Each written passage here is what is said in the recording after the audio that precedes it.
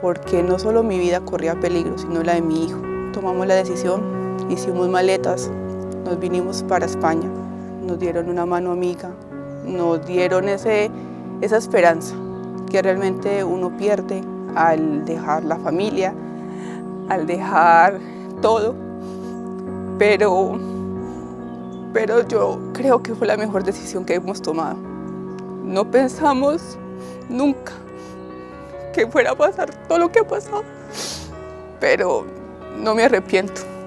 Agradezco mucho a Cruz Roja, mucho, porque lo que nos han ofrecido, lo que nos han dado, es más de lo que esperábamos. Estoy totalmente agradecida.